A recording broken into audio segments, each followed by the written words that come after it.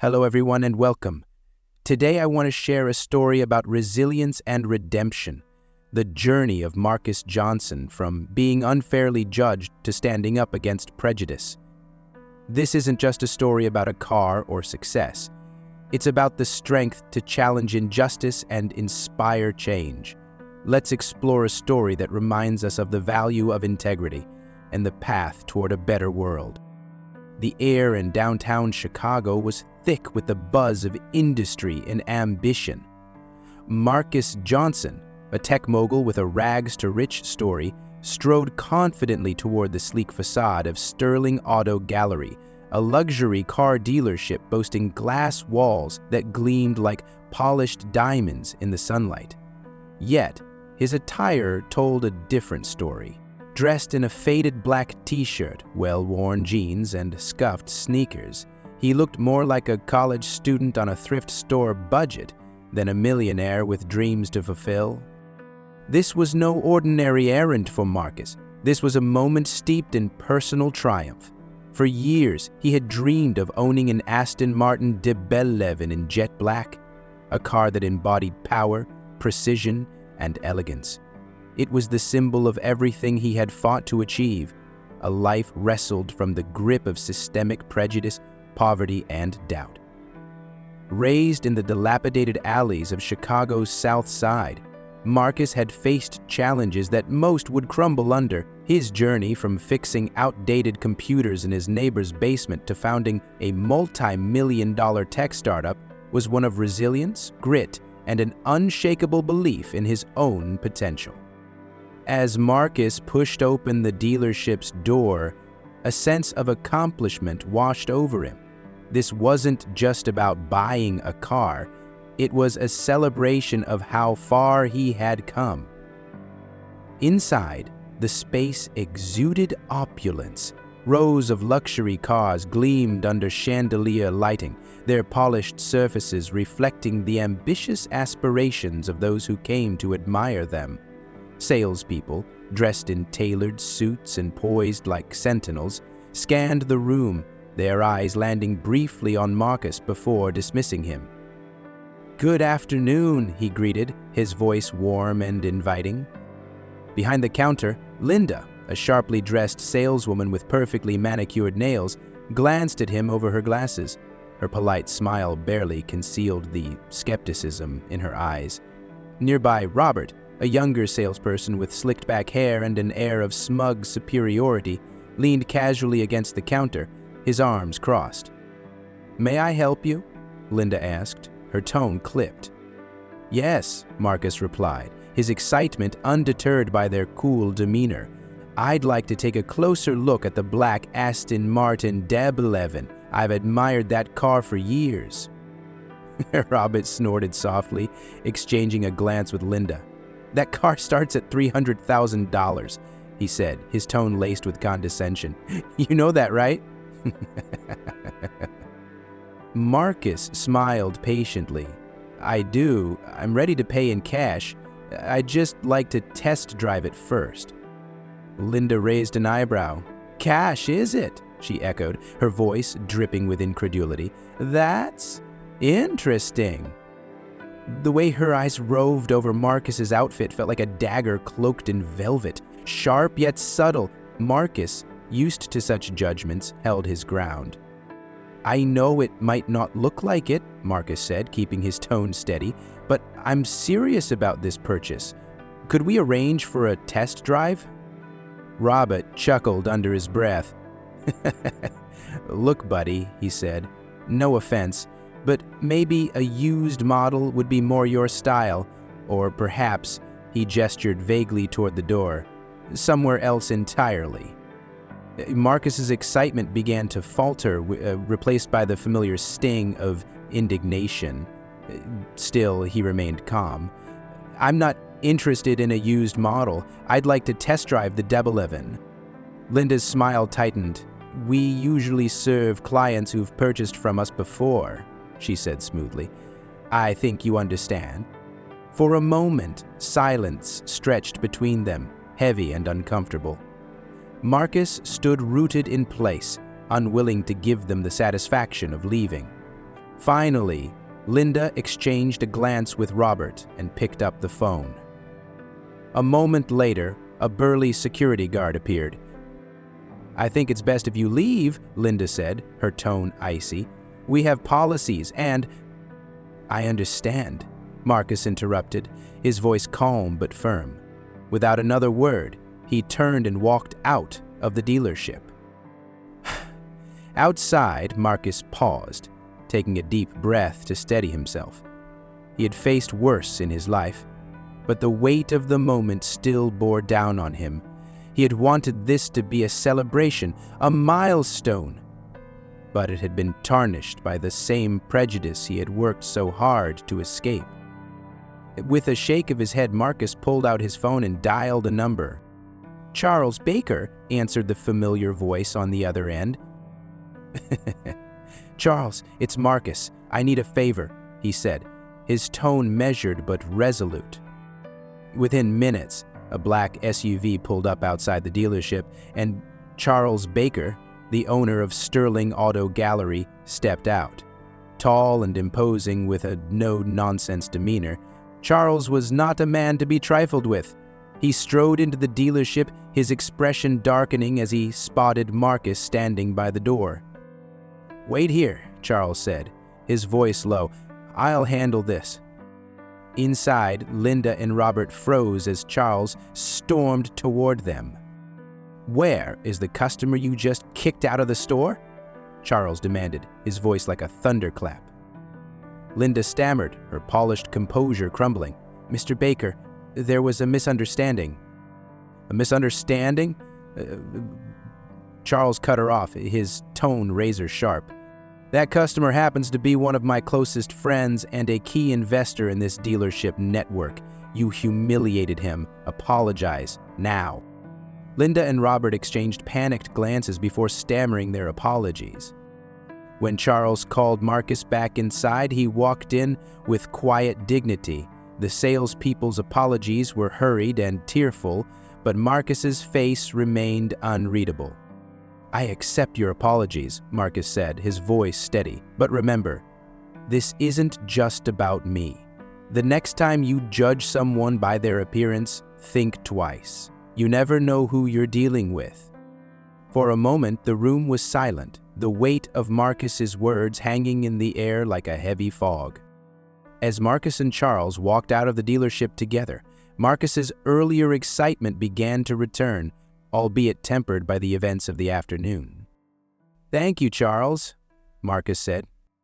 Charles nodded. "You've earned this, Marcus. Don't let anyone take it away from you."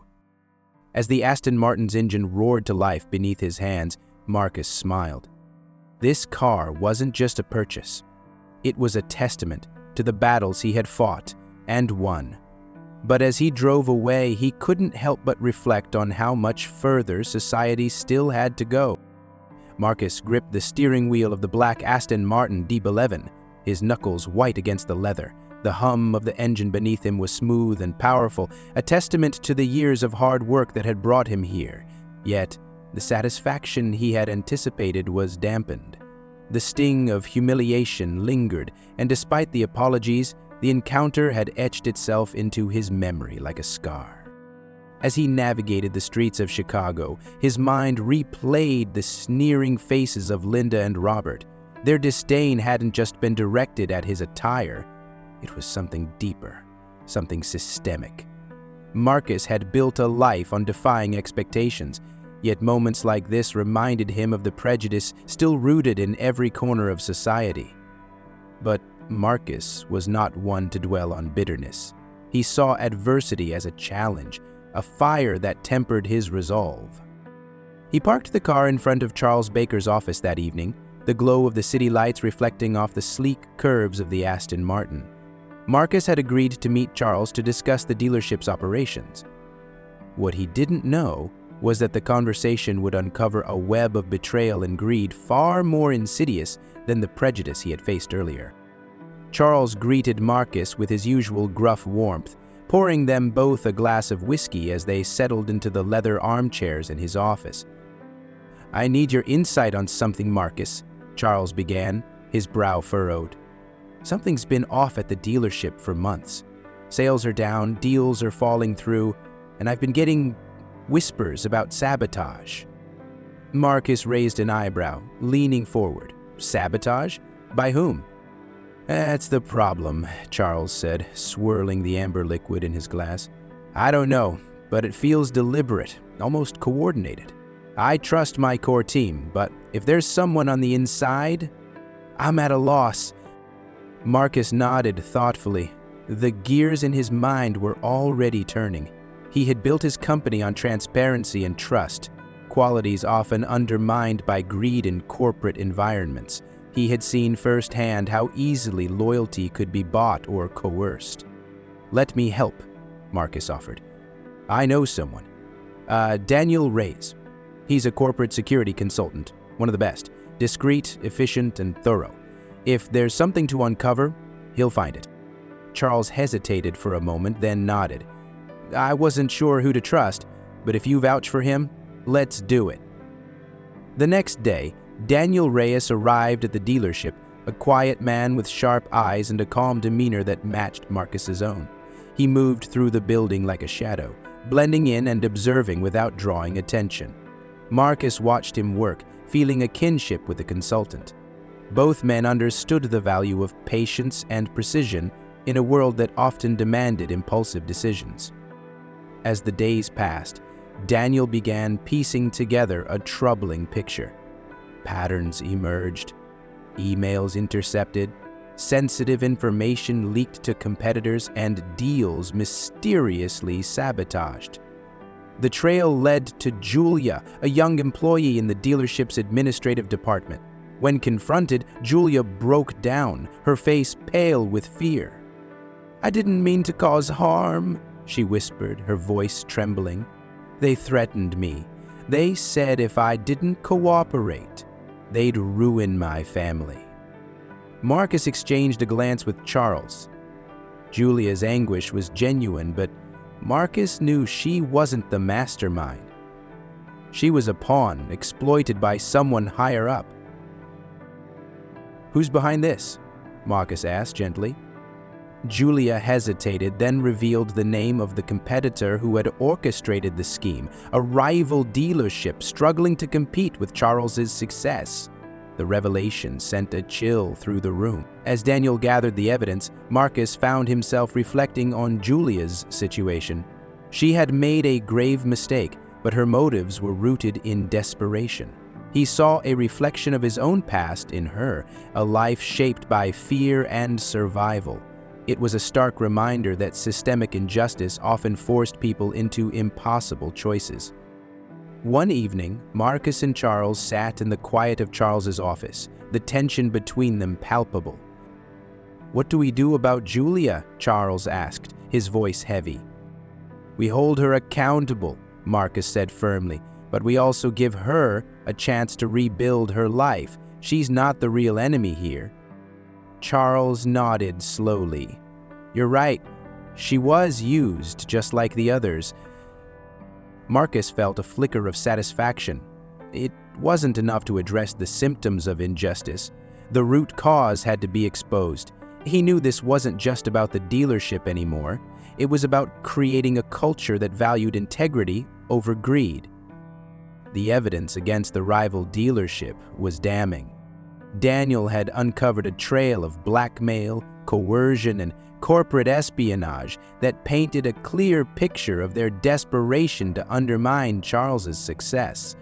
When the authorities got involved, the fallout was swift and severe. The rival dealership's owner was arrested, their reputation in shambles. As the dust settled, Marcus returned to the dealership, his presence now met with respect and gratitude. Linda and Robert, humbled by the incident, had undergone mandatory training on workplace ethics and inclusion. They avoided Marcus's gaze, but he didn't dwell on their discomfort. His focus was on the future. In the weeks that followed, Marcus and Charles worked closely to rebuild trust within the dealership. They implemented new policies to ensure accountability and fairness, creating a work environment that prioritized respect and collaboration.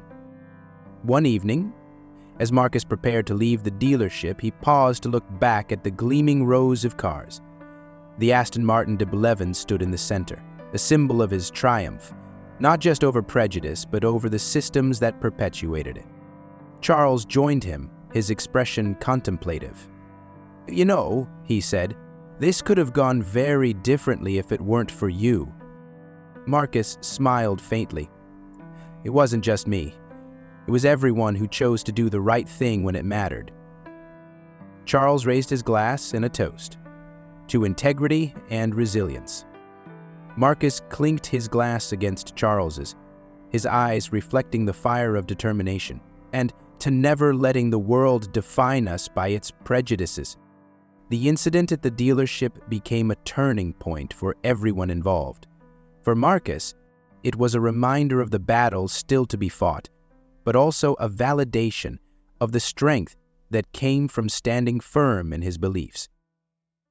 For Charles, it was a lesson in vigilance and the importance of fostering an environment of trust. As for Linda and Robert, they carried the weight of their actions, their perspectives forever altered by the humility they had been forced to confront. And Julia, given a second chance, began to rebuild her life, determined to prove that redemption was possible. In the end, Marcus drove his Aston Martin not as a display of wealth, but as a symbol of perseverance. The road ahead was long, but with every mile he reaffirmed his commitment to challenging the prejudice that sought to undermine him. It wasn't just about a car or a dealership. It was about the quiet revolution sparked by a man who refused to be defined by the limits others tried to place on him. And as the city lights blurred past, Marcus couldn't help but smile. This was his story, his legacy.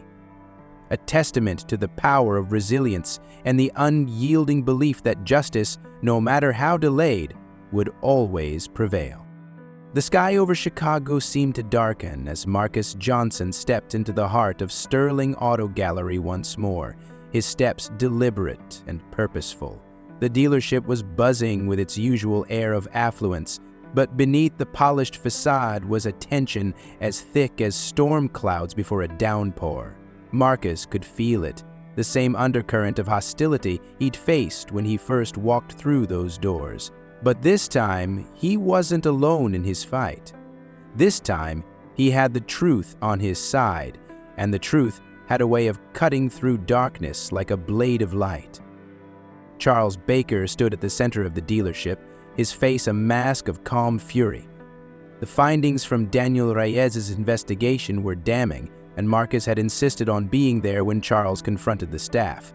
The revelation that Julia had been manipulated by a rival competitor wasn't just an isolated act of sabotage. It was a symptom of a deeper systemic problem, the unchecked prejudice and arrogance that had festered in the dealership's culture. Charles's voice carried like a thunderclap as he addressed the gathered employees, his tone sharper than broken glass. "We have a problem," he began, pacing slowly. "Not just with the sabotage, but with the way we treat people, clients, colleagues, friends." He stopped, his gaze slicing through the crowd like a scalpel. "You all saw what happened when Marcus walked through those doors. You judged him based on his appearance, and because of that judgment, you nearly cost us everything." Marcus stood off to the side, his expression unreadable. The fire in his chest burned hot, but he remained composed, watching as the storm unfolded. Linda and Robert stood stiffly at the back of the room, their faces pale and drawn. Gone was their smug superiority, replaced by an uneasy shame that twisted their features into masks of guilt. Charles turned his attention to them, his voice a low growl. "Do you have anything to say for yourselves?" Linda opened her mouth to speak, but no words came out. Her silence was deafening, a void that seemed to stretch the tension in the room to its breaking point. Robert fumbled, his voice barely above a whisper. We made a mistake. We didn't mean to." Charles cut him off with a sharp gesture. "Didn't mean to, discriminate against a man who was not only my friend but one of our most valued clients? Didn't mean to humiliate him in front of the entire dealership?" Robert's face crumpled, his bravado shattered. "We were wrong," he admitted, his voice shaking. "I don't have an excuse." The weight of their admission hung heavy in the air, but Marcus knew this wasn't just about them. They were the face of a problem that ran much deeper. He stepped forward, his calm demeanor masking the firestorm within. "I appreciate the apology," Marcus said, his voice steady, "but this isn't just about me.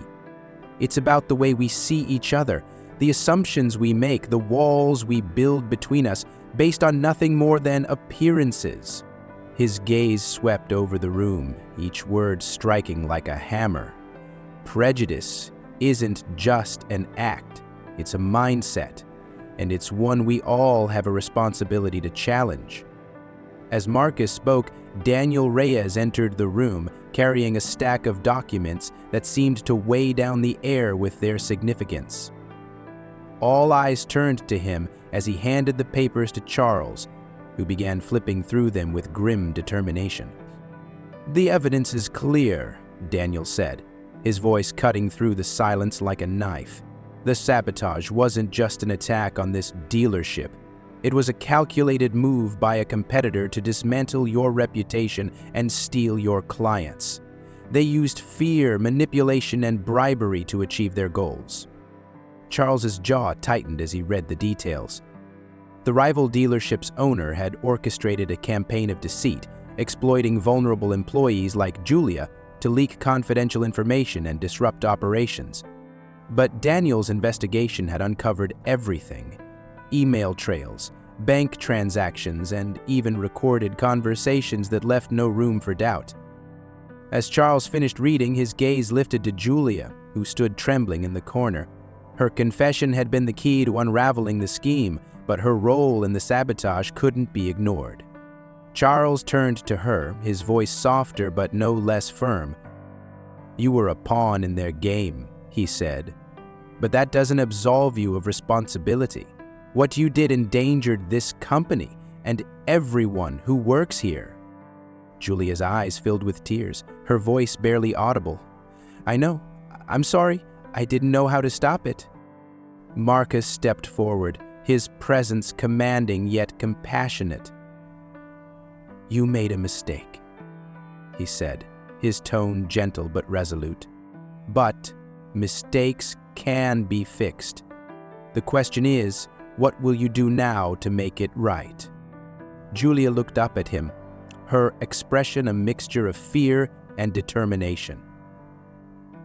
"Anything," she whispered. "I'll do anything to make amends. Give me 1 year." The next few days were a whirlwind of action.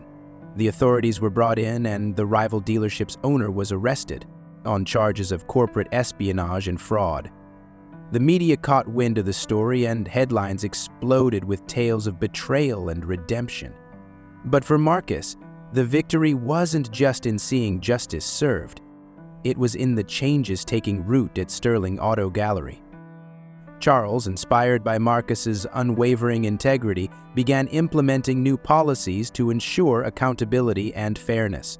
Mandatory training sessions on ethics and inclusion became a cornerstone of the dealership's culture, and a new sense of camaraderie began to emerge among the staff.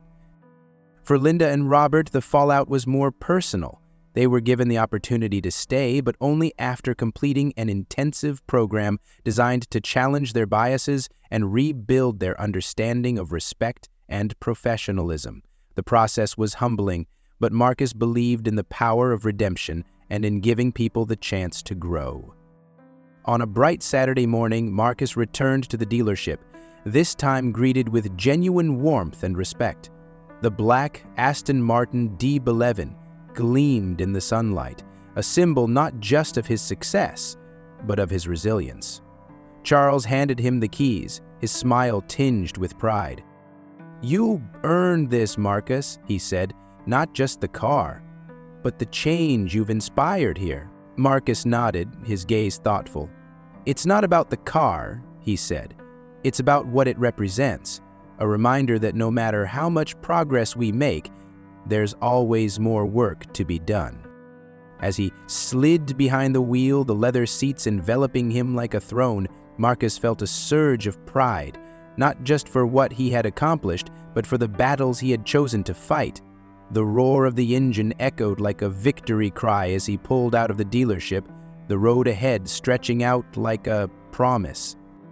But even as he drove into the horizon, Marcus knew his journey wasn't over.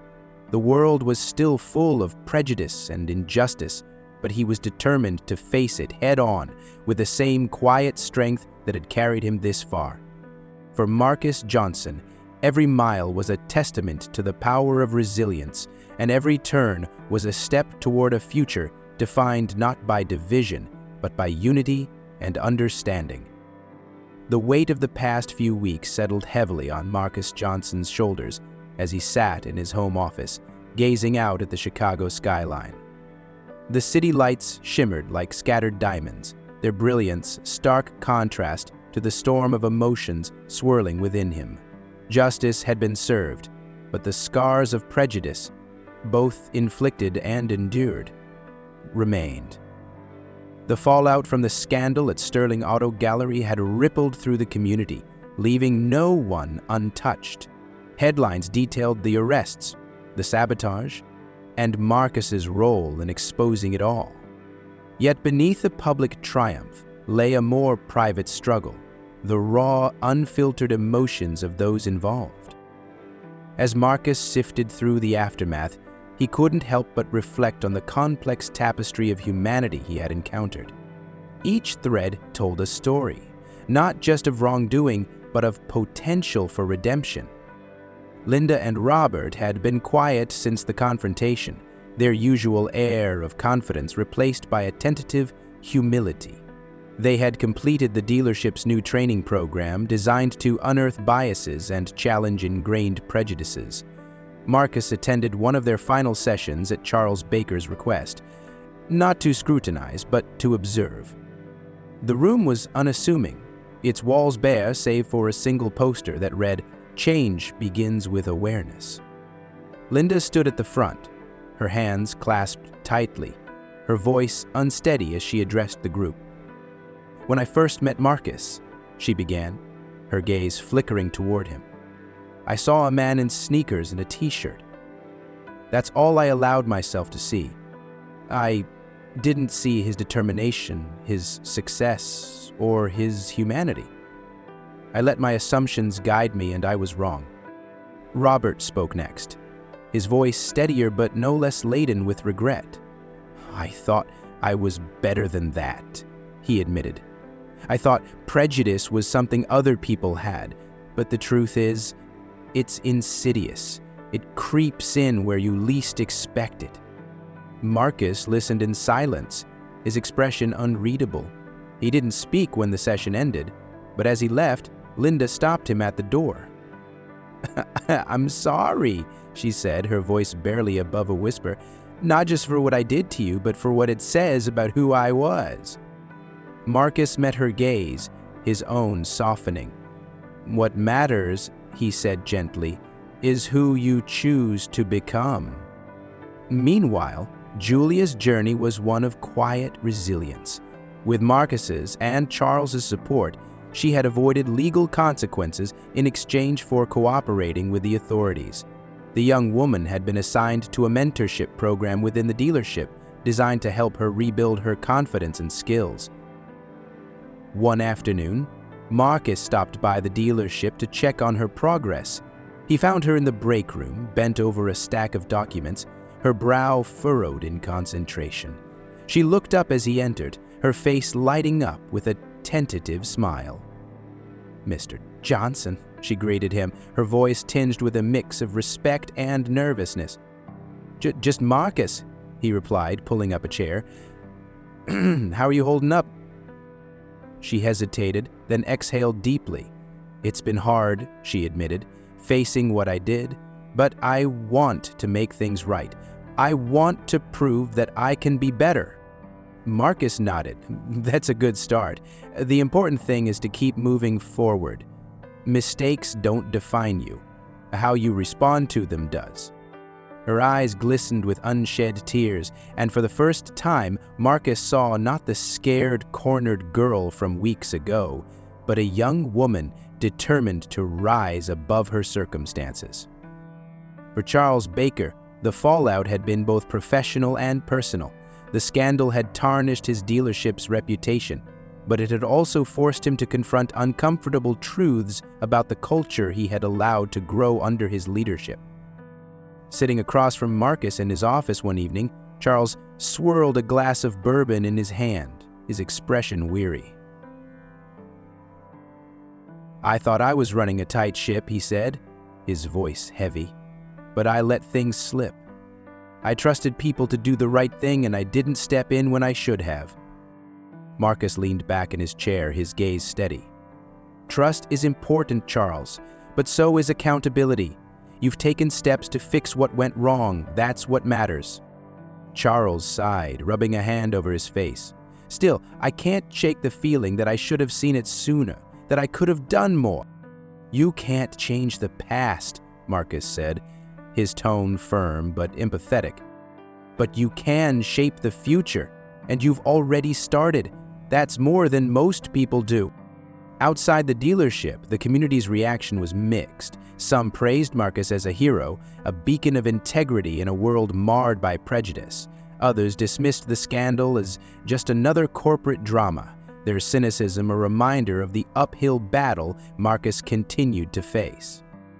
One evening, Marcus attended a charity gala hosted by a local organization dedicated to promoting diversity in the workplace. As he mingled with the crowd, he found himself in a conversation with a young entrepreneur who had followed his story closely. "You've inspired a lot of people," the entrepreneur said, his admiration evident. "But don't you ever get tired, fighting the same fight over and over?" Marcus's smile was faint but resolute. "I do," he admitted. "But every time I see someone stand up against injustice, every time I see someone change for the better, it reminds me why I keep going. It's not about winning every battle. It's about making progress." The following weekend, Marcus returned to the dealership, not as a crusader or a mentor, but as a man who had earned the right to celebrate his achievements. The black Aston Martin DB11 was ready, its sleek frame gleaming under the afternoon sun. Charles handed him the keys, a proud smile on his face. "This is yours," Charles said, "every bit of it." Marcus ran his hand over the car's polished surface, the cool metal a tangible reminder of everything he had overcome.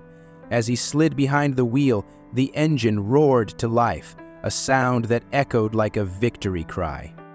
But as Marcus drove through the streets of Chicago, he felt more than triumph. He felt hope.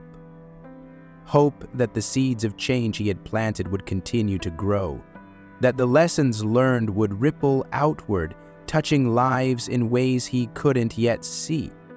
In the weeks that followed, Marcus kept a low profile, focusing on his work and the causes he cared about. The dealership, now under a new set of guiding principles, began to flourish once more. Linda and Robert, though still grappling with their guilt, emerged as stronger, more compassionate leaders.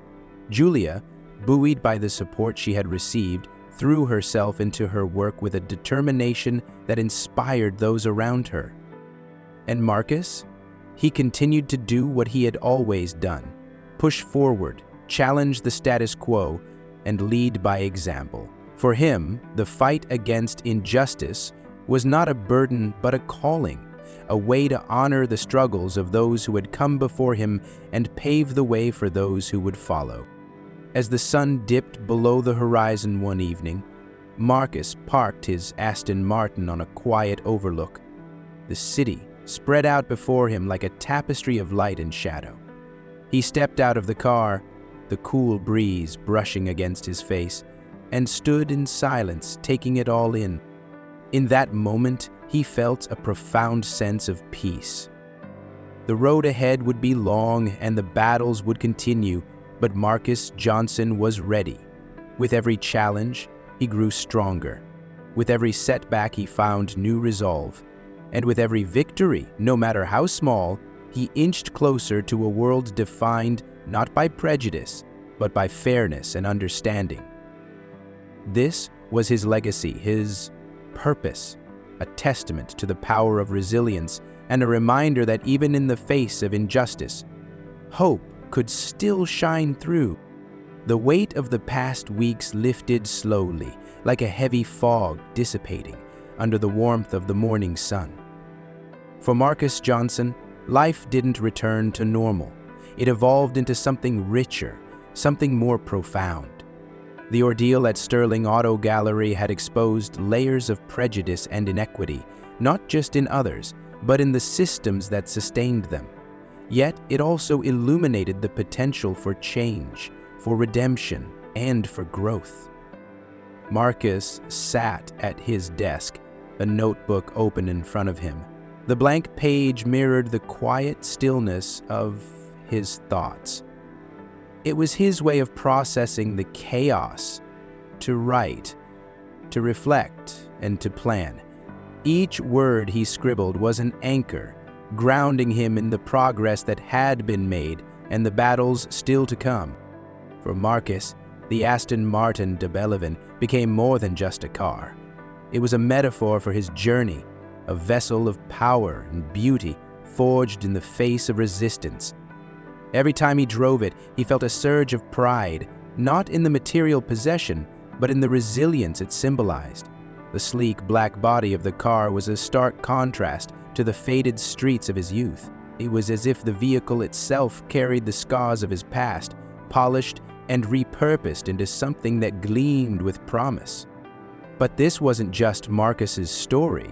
The lives intertwined in this narrative were evolving in their own ways, their transformations rippling outward like echoes in a still lake. At the dealership, Linda and Robert were no longer the same people Marcus had first encountered. Their training sessions had acted like mirrors, forcing them to confront the biases they had carried for years. It was a painful but necessary reckoning, like peeling away layers of rust to reveal the steel beneath. One afternoon, Linda approached Marcus as he visited the dealership to finalize a collaboration with Charles. She seemed different, softer, less guarded, her usual air of superiority replaced by something akin to humility. "Marcus," she began, her voice steady but tinged with emotion, "I've been meaning to thank you, not just for your patience, but for giving us a chance to change." Marcus looked at her, his expression thoughtful. "Change isn't a gift," he said after a pause. "It's a decision. You made that choice, Linda, and that's what matters." Her lips curled into a faint smile, her eyes shining with gratitude. For Robert, the journey was quieter, marked by small acts of kindness and a newfound attentiveness to his clients. The dealership became not just a workplace, but a symbol of their growth, a phoenix rising from the ashes of their mistakes. Julia's transformation was perhaps the most poignant of all. The young woman who had once trembled under the weight of blackmail now carried herself with quiet determination. Charles had offered her a role as a liaison for new hires, a position that required not just competence, but compassion, qualities Julia now embraced fully. One evening, Marcus visited Julia in her new office. It was modest, but the pride in her eyes as she showed him her workspace spoke volumes. "I'm trying to give back," she said, her voice steady, "to help others avoid the mistakes I made." Marcus smiled. "That's all any of us can do." Their conversation turned to the mentorship program she had joined, where she was teaching young professionals about integrity and resilience. As she spoke, Marcus couldn't help but see shades of his own journey in her. She was proof that even the deepest wounds could heal, leaving behind a stronger foundation. For Charles, the ordeal had reshaped his understanding of leadership. The scandal had forced him to rebuild not just the dealership's reputation, but its very ethos. He implemented strict anti-discrimination policies, and established a culture of accountability that permeated every level of the organization. During one of their late-night conversations, Charles confided in Marcus. "You know," he said, his tone reflective, "I used to think running a business was about numbers, about keeping the bottom line intact. But this taught me that people are the foundation. If you don't take care of them, everything else crumbles." Marcus nodded, his gaze steady. "It's easy to lose sight of that," he said, "but the fact that you're rebuilding with that in mind, that's what sets you apart." The impact of Marcus's stand against prejudice extended far beyond the walls of Sterling Auto Gallery. The story had gone viral, sparking conversations about bias and privilege in professional spaces. Emails poured in from young entrepreneurs, community leaders, and even students, all inspired by Marcus's resolve. One email stood out, a message from a high school student named Darnell. He had grown up in the same neighborhood as Marcus and dreamed of one day owning a business. "Your story showed me that it's possible," Darnell wrote, "not just to succeed, but to do it with integrity." Marcus read the message twice, a lump forming in his throat. He responded immediately, offering advice and encouragement, knowing that the smallest gesture could ignite a fire in someone's life.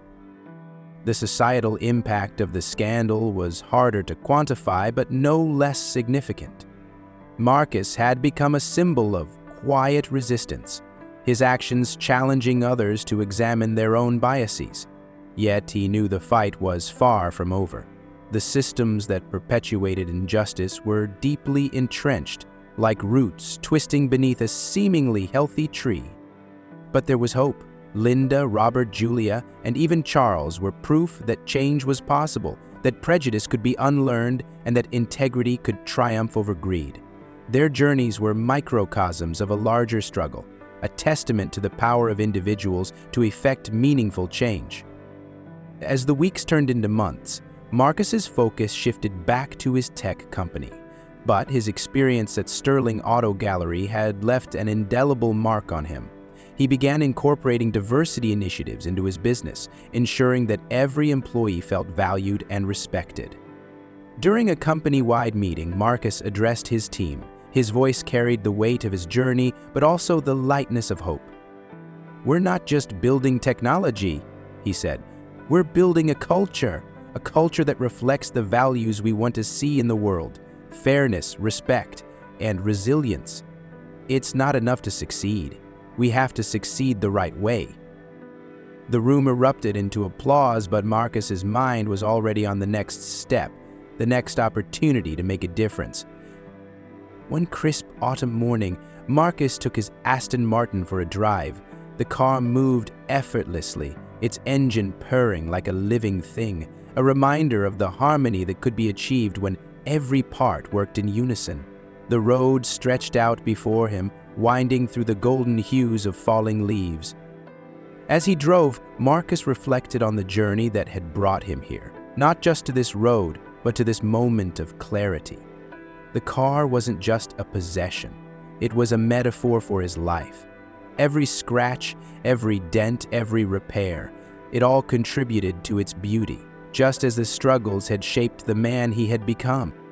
The sun dipped lower in the sky, casting long shadows that danced across the asphalt. To Marcus, those shadows weren't symbols of darkness. They were reminders of the light that created them. In the end, Marcus's story was not about a single victory or a single car. It was about the quiet, steady progress of a man who refused to let the world's prejudices define him. It was about the people who chose to change, the systems that began to shift, and the hope that burned brighter because of his actions. As he pulled over to watch the sunset, Marcus felt a deep sense of peace. The fight against injustice was far from over, but in this moment, he allowed himself to savor the progress. The road ahead was long, but it was one he was ready to travel, knowing that every step brought him closer to the world where fairness and understanding reigned. And so, With the horizon ablaze in gold and crimson, Marcus Johnson smiled, his heart full of purpose. The journey continued, but for now, he simply drove, each mile a testament to the power of resilience, the value of integrity, and the unyielding belief that change was always possible.